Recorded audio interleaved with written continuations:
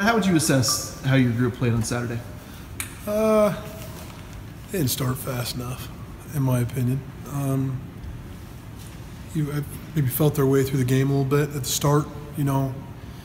It's that's how I felt. I think we got better as the game went on. That's behind us, and now they've started. They've had their first start, so we don't have to worry about that anymore, I hope.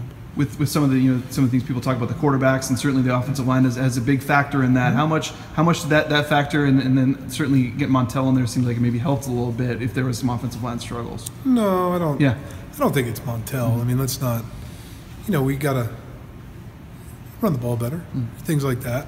Montel did a great job. He really did. I'm excited about having Montel in this football program. We have two great quarterbacks, and a lot of people want to talk about Montel. I think Brett Ribbon's a very good quarterback. And we're going to get better as a unit. This offense gets better every day, and that's the mindset we have going forward. Do you expect to get Archie this week, or where is he at? He's coming along. Mm-hmm. He's doing a nice job. He's working extremely hard. He's working extremely hard about getting back, and he's practicing more every day. I know you weren't here last year, but you look at that line that they had in the Cactus Bowl, I think 158 career starts, and then the one you threw out there at 14, and 11 of those were Mason. John Molchon had 3. I mean, was it kind of maybe the expectations kind of unfairly high based on what the line was last year coming into this year? Maybe is there any kind of, should we expect more growing pains maybe with the young group? No, I have high expectations. So should everybody else. You don't come to Boise State with low expectations. Are they going to have growing pains? I think everybody. I mean, even seniors now, they'll make a mistake here and there, but set the demands high, and we have to live up to them. And I think that's what's important. Is it hard to replace 100 and whatever? Sure, it is. But that doesn't mean you sink your standards as a program and as an offense. Yeah. They have to rise that expectation because that's the expectation that's been laid before them. We heard communication. What were some of the areas maybe you were with the struggles earlier in the game? Some communication things. Some playing on edges. Things like that we've gotten better on this past 2 days.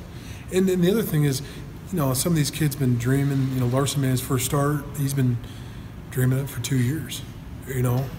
Ezra's been here. He's been dreaming of it. It's happened. Andreas, it's happened. So everybody's had their first start. Now we get to move on. What do you think the greatest challenge facing Washington State's front seven? What do they do well, and what's going to make it tough? Speed. They're a fast defense. They play well. They move well. Use great hands in pass rush. Have a lot of movement to them, which it can be challenging. But I think one thing is that they are a faster team this year than they were last. You look at, I know Brad said a big emphasis on his offseason was improving that pocket awareness and stuff. And just when it is a little inconsistent at times, how hard can that be, and how important is it that does come together for him? I think it's challenging, but he has done a great job. It's just, where the breakdown comes from, and is it coming from behind? Does he step up? Does he exit the pocket? Does he exit the pocket from around the tackles? It's just where is it collapsing on him? And he's done a great job feeling that out. He did a great job on Saturday.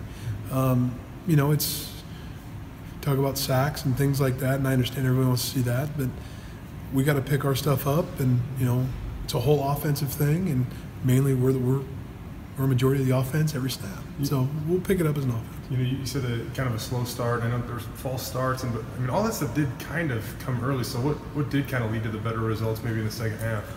Maturity. And we talked to people.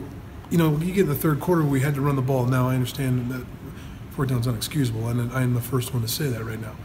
But you saw them mature as in when we got the first downs and grind the clock out, we had some success.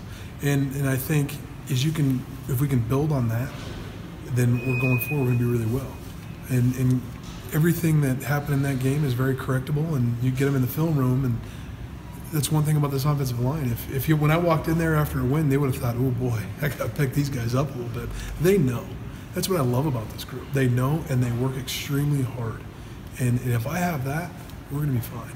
Didn't you guys really play well? Harsin said Quevedo, when he came in, played really well. I don't know if anyone really stepped up for you. Really well. Mm-hmm. I couldn't be more proud of Eric. He's battled through some things, and when he got here to Boise, and ever since that, he's worked extremely hard, and I'm very proud of him. Mason Hampton did a great job. Ezra played well. You know, it's just he was a little inconsistent at times. You know, we just need to come together as a unit and play a little better at a couple spots, and we will. Did Eric play most of the game late, or how'd that work? He played quite a bit. Okay. Played quite a bit. I couldn't tell you the exact number, Right, but sure. he played quite a bit. Okay.